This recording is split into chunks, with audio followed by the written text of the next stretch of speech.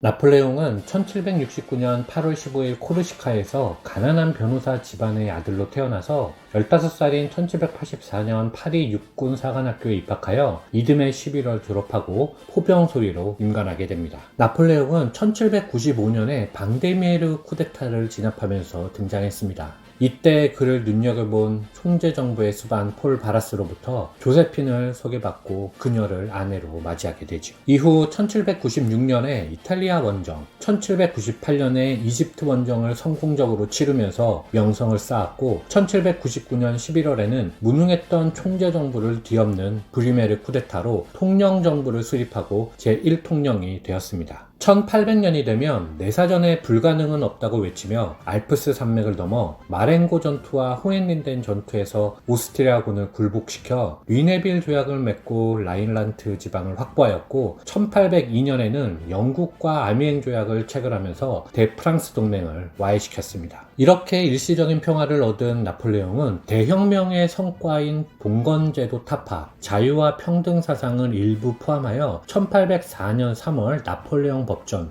또는 민법전이라 불렸던 기본법을 발표하였는데 이 법은 향후 프랑스뿐만 아니라 이탈리아, 오스트리아, 스페인, 스위스 등 많은 유럽 국가의 입법에도 영향을 끼치게 되었습니다. 이 민법전이야말로 프랑스 대혁명의 성과인 사회적 평등이란 개념을 법률로서 최초로 성문화한 것으로 현재까지도 이어지는 나폴레옹 최대의 업적이라 할 수 있겠습니다. 그리고 1804년 7월이 되면 프랑스 성인 남자들의 국민투표 결과 99%대 1%의 압도적 표차로 프랑스 제1제국의 황제로 등극하게 됩니다. 왕관을 들고 있는 나폴레옹의 모습이 보이네요. 앞에 무릎을 꿇고 있는 여자가 아내 조세핀이고 뒤에 교황의 모습이 보입니다. 황제가 된 이후에는 본격적으로 유럽 정복에 나서게 되는데요. 전쟁의 명분은 유럽 봉건주의 정권을 전복시킴으로써 프랑스 대혁명의 가치를 이어간다는 것이었습니다. 나폴레옹은 아우스터리츠 전투에서 러시아 차르 알렉산드르 1세가 지휘하는 러시아 오스트리아 연합군을 물리쳤고 프레스부르크 조약을 맺으며 제3차 프랑스 동맹도 종결시켰습니다. 더불어 이때 신성 로마 제국도 해체시켜버리죠. 하지만 프랑스는 1805년 넬슨 제독이 이끄는 영국과 벌인 트라팔가 해전에서 패배하였는데 이에 격분한 나폴레옹은 1806년에 영국과의 교역을 금지하는 베를린 칙령, 즉 대륙 봉쇄령을 발표하였습니다.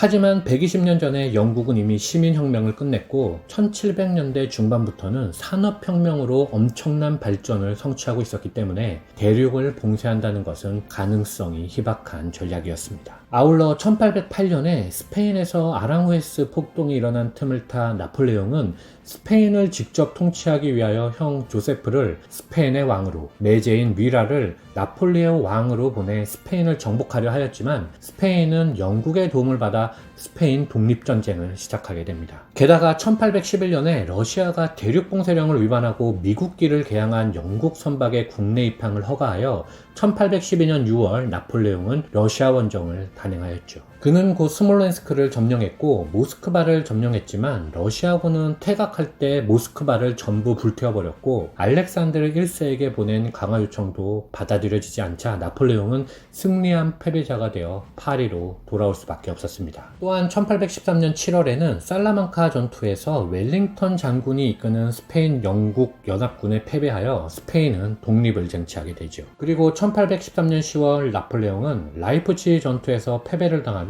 라인란트 지배권을 상실하였는데요. 이 패배는 나폴레옹에게 치명타였습니다. 해당 지역의 군소국가들이 모두 반프랑스 동맹에 가담할 수 있었기 때문입니다. 드디어 유럽은 합심하여 프랑스 대혁명의 성과를 파괴하기 위하여 총력을 다하게 됩니다. 러시아, 오스트리아, 프로이센, 영국 등 총 60만 대군이 각 지방에서 프랑스를 향하여 진격하였죠. 이후 벌어진 전투에서 나폴레옹의 승리가 없진 않았지만 결국 나폴레옹은 1814년 4월 16일 퐁텐블러 조약을 체결하며 황위에서 내려오게 됩니다. 이후 프랑스는 부르봉 왕조가 부활하여 루이 18세가 즉위하게 되지요. 아울러 나폴레옹은 전쟁 범죄자로 취급되지 않고 지중해의 조그만 섬 엘바 섬의 군주로 보내지게 됩니다. 17세기 영국에서 명예혁명이 끝난 후에 일부 세력이 자코바이트의 난으로 제임스 2세의 복위를 꿈꾸었던 것처럼 프랑스에도 부르봉 왕가에 대한 혐오, 영국인에 대한 반감, 나폴레옹에 대한 추억 등을 그리워한 사람들이 많이 있었습니다. 나폴레옹은 그들을 규합하여 1815년 봄 어렵지 않게 튠르리 궁전을 되찾았고 루이 18세는 벨기에의 겐트로 망명하였습니다. 나폴레옹은 50만,